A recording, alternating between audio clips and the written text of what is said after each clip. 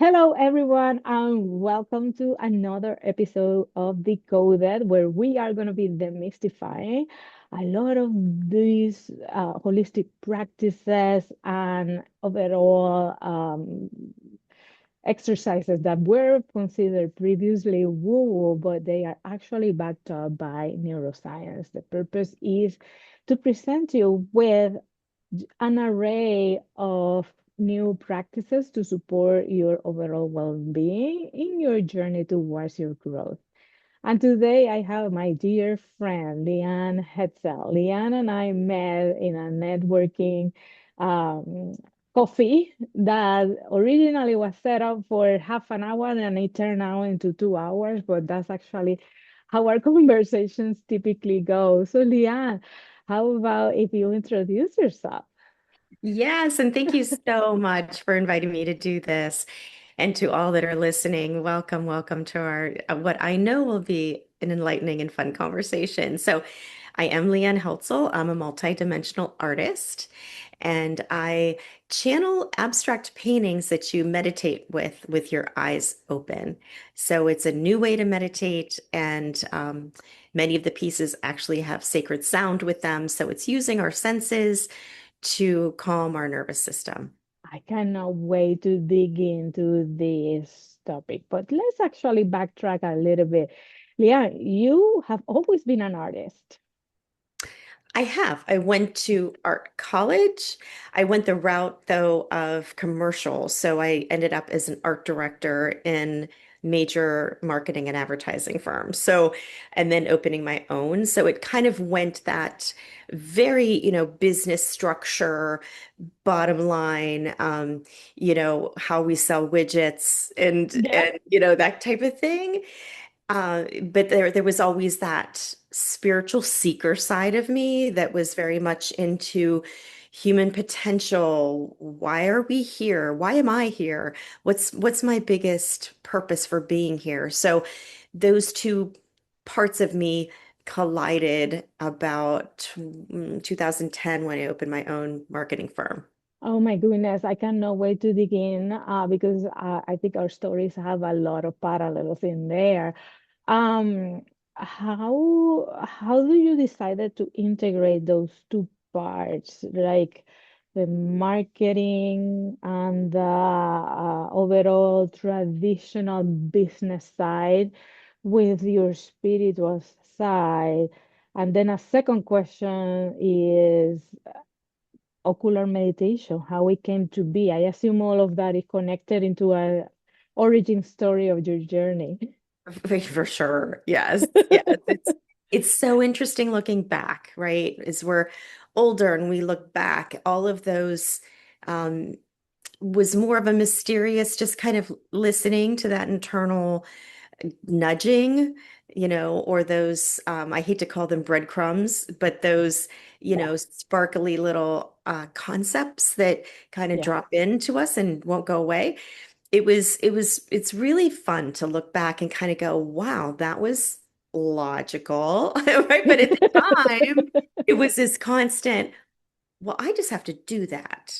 Yeah, And and so in 2010, I left kind of, different various roles at various agencies, but my last was a creative director, and and just following that nudge, right? yes. Um that I needed to just go out on my own. And I love so it. that's what I thought it was. But then in the birthing of that, it was this realization at the same time that there were literally, I felt like two of me. There was this siloed Leanne that could put together a marketing plan and get all those marketing components developed. And then there was this Leanne that was deeply into her spiritual path and traveling the world and working under spiritual gurus and just kind of, so there was feeding that desire, right, of who am I as a spiritual person. And I didn't consciously make a choice. It was more of this, wow, I feel like I'm not living authentically. I feel like I'm there's groups of people that know me as two different Leannes, and I don't choose to live that way. And I so love it that was too. in that choice that then one of the gifts I had been developing on the spiritual side was I had become a death doula. Okay. So it was obvious that, to me, that I could communicate with people that were going through that active dying process.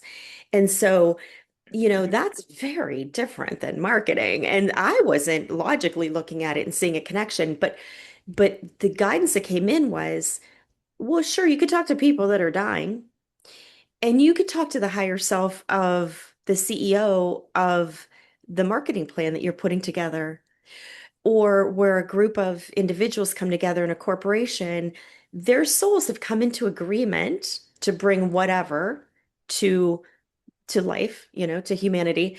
And so where their souls meet, that's what I call the creation point, and I could tap into that. So I could tap into these higher perspectives of an individual or a group of people and actually blend that. So that's how it started. Wow. And I at first didn't really tell my clients because I'm like, what? Like, how can this happen? And with my first client, it was one of those, oh my gosh, so big. What happened was I I realized I'm intuiting everything they need. So we renamed a division that had been failing for many years. Redid their website, redid all their marketing pieces, hadn't told their sales department. And I got a call. Everything was ready to launch. The owner said to me, what the heck is going on, Leanne? Our phone's ringing off the hook. And this is a division that had been failing for 7 years. Wow. And I was like, he's like, you're our last resort. Like we've gone through every marketing for like, if this doesn't succeed, we're just closing this division down. Why is our phone ringing off the hook? So that was my confirmation that, oh, okay, because I'm energetically connecting things. And then I realized, well, I have to let the people know that I'm doing this work for, that I'm doing this work from this higher place. Yeah. And so started doing that and attracting clients that understood that concept, Yes. right? Understood that there's a higher space to tap into. I love how you mentioned that. I truly do because all of us at some point in time have asked that question, did I made it up or did that coincidence really happen? I don't believe, never have believed in coincidences. So I love that you target those. I call it spiritually curious. Ooh. Uh, spiritually curious people, because this is proof that there's something beyond what our physical eyes can see that is the source for everything that is created. So I am very happy that you are providing not only um, strategy with an infused wisdom that goes beyond what we can physically understand, but also tools for the workplace. Um, how did it transition your artwork? I could talk about the strategy and the marketing for the whole Right, session, right. but how did it transition? How do you introduce them based on everything that you have mentioned to the ocular meditation, to integrating art plus that intuitive wisdom plus sound? Could you Mm. talk to me about that? Yes.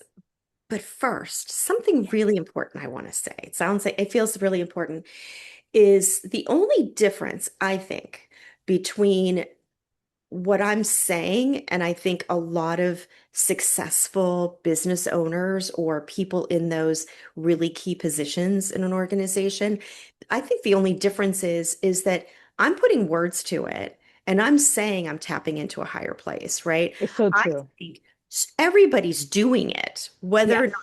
I just spent a good portion of my life really digging into it and wanting to understand it. So there's certain concepts and words that get attached to it, but I believe that anybody that's in these positions that are innovating, that are envisioning what's next in business and life and society, they're tapping in to that higher space.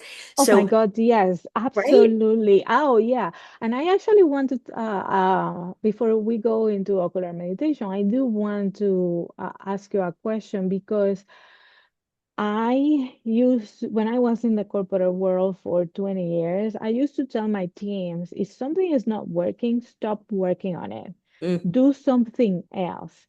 yeah. Now, with my studies in neuroscience, I understand that when you're doing something else, especially something creative, something that doesn't require a lot of thinking, that is kind of automatic, you open your pathway for all of those wonderful ideas to come. And in our language, for our higher self to deliver those amazing ideas. Have you experienced these with the people that you work with? Yes, yes. And that's what is never going to get old, right? It's never Yes, going to be oh, right, that's happening again. Because it literally is playing out in real time what our brains are capable of. yes. And so the kind of the pathway that get us to these paintings, there's one behind me, and ocular meditation, is I became very successful at providing marketing in this way, and so my clients became very engaged with that connection I had, right? And so back in 2017, the guidance that came to me was, well, get rid of everything you own and just start traveling to your clients all over the country. And because I knew there was something more, but Yeah. I didn't know what it was, right? And so took that guidance and was at a point in my life that I could do that. Not everybody could do that. And so the first client I went to, she said, I'm so comfortable with you going into those higher spaces, working on I was at the point that her branding was done. We were working on her marketing strategy. And she said, I'd like you to take me on that ride.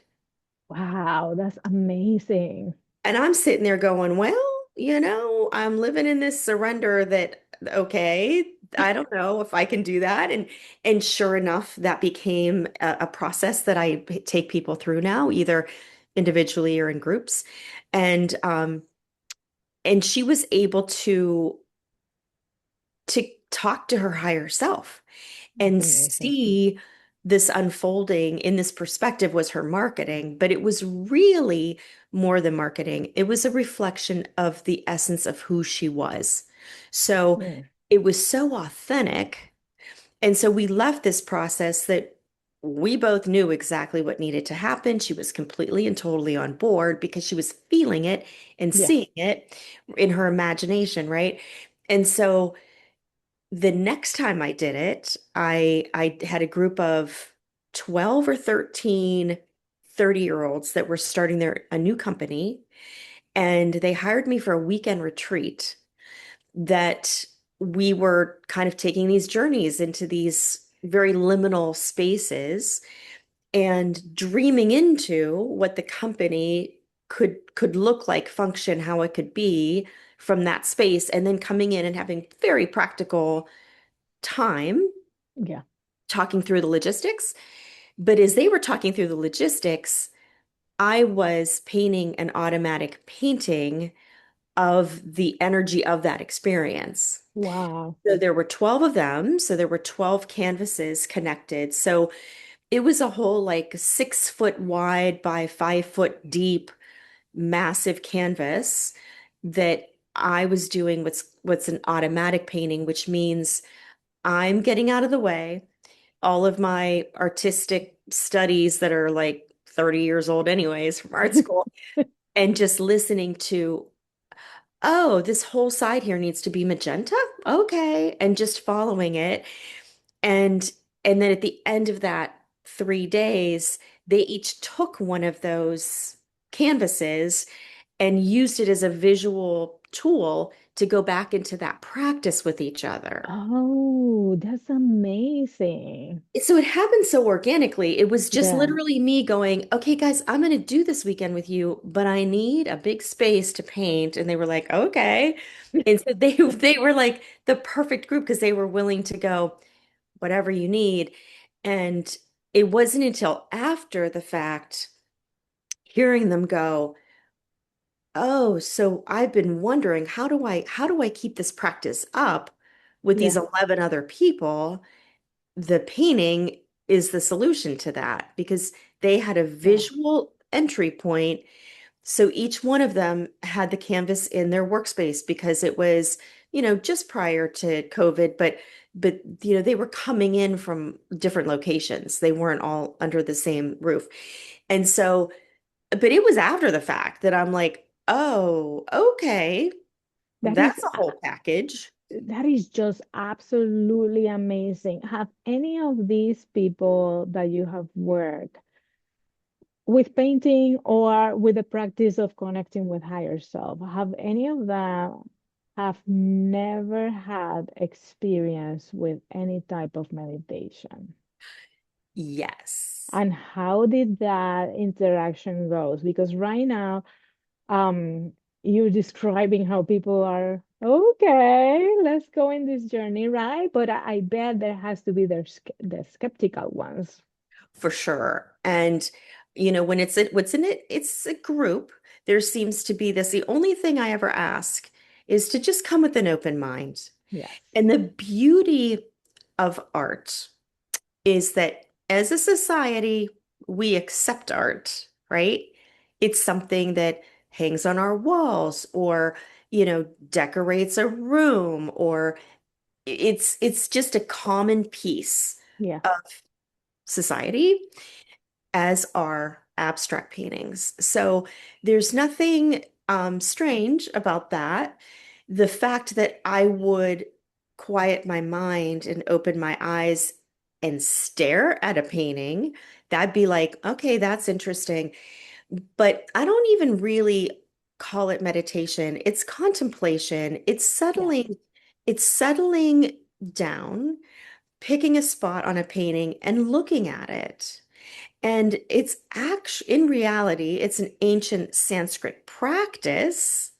Every major Oh, religion has, whether it's, staring at a crucifix or staring at a statue of the Blessed Mother or a candle flame. Every aspect of humanity throughout time has used that role of focusing on something, right? yeah. And so they're really practical like ingredients to all of this. And so one time I had it was three business owners and the two women were like, I'm all in, let's do this, let's have fun. And the gentleman was like, I don't meditate. I can't meditate. And but he did like art. He was interested in art. And so he did it because he's like, we're paying you for this experience and I'm going to show up. And within 24 hours, everything was happening in his home. And when I got there the second day, he answered the door and he's like, I got up at 4 a.m. I've been painting because what it went from was me completely doing the painting to my clients doing the painting. Oh, that's amazing. And so he didn't even realize it until after he said it and the group reflected back to him. He was in that meditative, contemplative state. He's like, you guys are already at the door? I've been painting for 5 hours. And Wow. so he lost himself. Whenever we can quiet our mind down and lose ourselves. Some people do that riding a motorcycle, right? Or Yeah. cleaning, or there's all these different ways that we slip into this more liminal, calm space that where you were saying, then the neuroscience of our brain can show up and actually give us what we need Yeah. quicker than us banging our head against the wall going, what's the solution?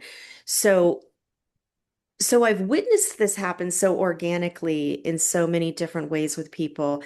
So I always say I have a retreat coming up this weekend, and I will always say no artistic ability is required. Matter of fact, that could kind of work against you. Yes.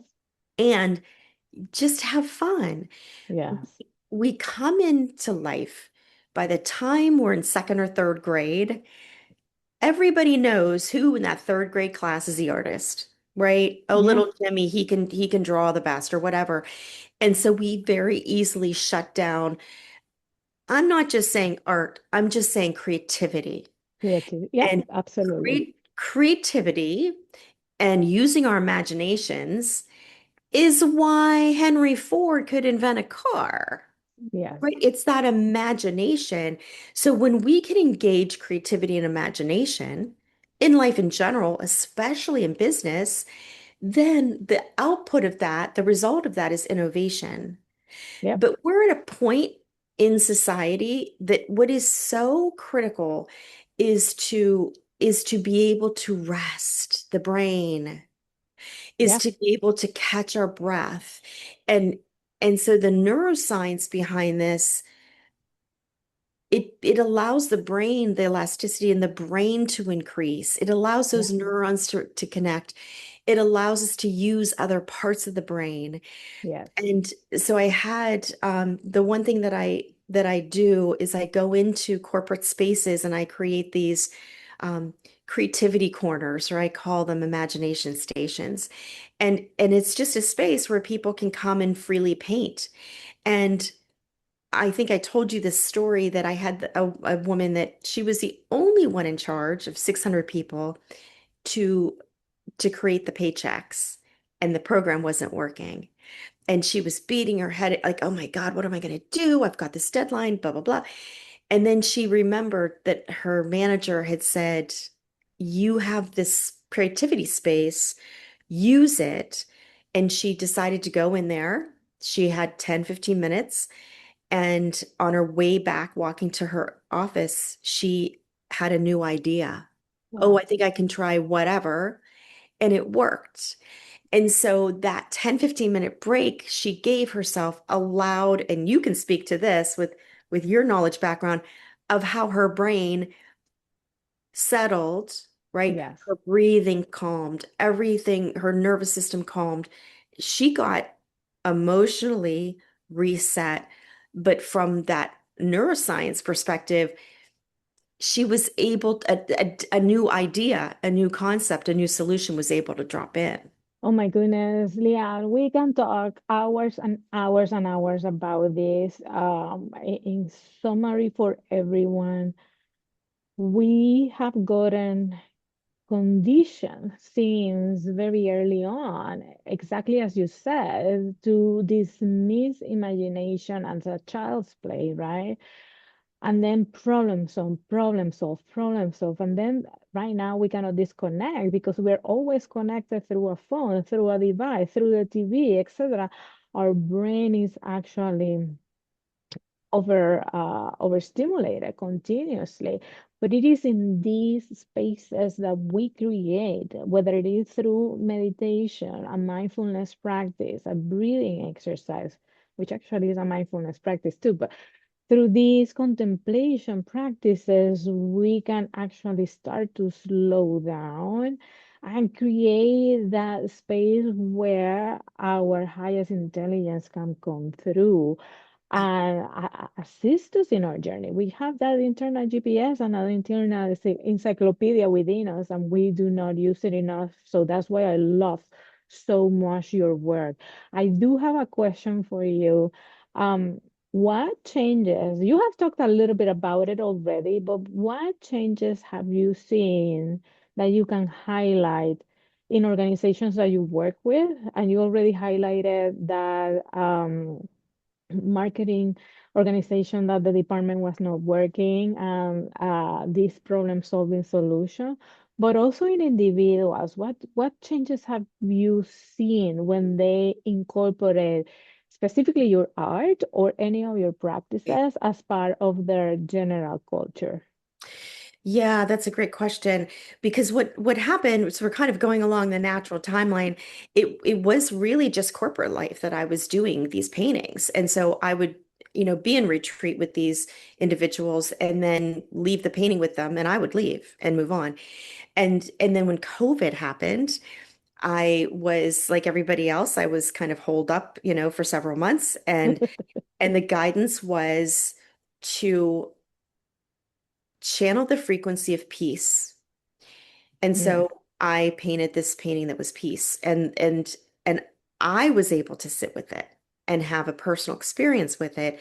And I started driving it and leaving it on the porches of people that I didn't really, I just said, you know what I'd like you to do is I'd like you to just however you settle yourself down. So many of the individuals I left it with say, I can't meditate. Great, just pick a spot on the painting and look at it, right? And and so I was able to learn from that perspective, and that's turned into all these different what I call frequencies. Wow. The frequency of love, the frequency of grace, the frequency of peace, the frequency of unity. There are all these things that exist within humanity, but that we need to have a higher relationship with. And so, how those help the individual, and that is much more of the peace can just, this is heal. This is the frequency to heal. This One of my favorites. could absolutely just be hanging in your Yeah, home or office and kind of flooding that space with that ability to heal, whatever that means, right? Or peace. But then people begin to have a very personal experience with it. More and more people tell me if something's coming up in their life, they'll say, I'm going to take it to the painting, that's awesome. which I've obviously done over the years as well. That simple act of I'm using unity as an example. There's some relationship issues, whatever. I'm going to contemplate and I'm going to sit. The ones that do have sacred sound, the sound's 11 minutes, 11 short minutes. Wow. And in that time, people have reported legitimate staying healing, a shift in their perspective of how they're viewing something in their life. Wow. So it's a tool to go inward. So for the person that believes that we have an inner divinity and a soul, it's a way to connect with that soul. And whatever specific frequency the person's drawn to, maybe it's love, can can feed you that frequency of love in whatever way you need it. So it's My an goodness. Yeah, ongoing, it's different every time you sit in front of it. And but it's this deepening relationship between you and you. I love And it. that's what I love about it because it's not outside. The painting's outside of us, but the painting is a reflection of the love that is already in you, the unity that is already in you, right? I love it. So it's a practice that doesn't require, oh my gosh, I can meditate for hours, or it's actually great for the person that can't meditate because everybody can sit and look at a painting. And and if it's okay, I'm going to send you Of a course. link to a meditation that people can experience that, in fact, the most remarkable things have happened to people. You can have a huge kind of monumental experience from just looking at and focusing on a painting for a brief period of time. So, I so love it. it always comes down to sometimes it's the simplest of things. It is. It definitely is. And I want to highlight two things that you mentioned. The first thing that you mentioned was 11 minutes. A lot of people say, oh, I wish I could sit down for 11 minutes. Yet you're doom scrolling in your phone for more than 11 minutes, or you're binge watching a show for much more than 11 minutes. 11 minutes is nothing, and it could do wonders for your nervous system.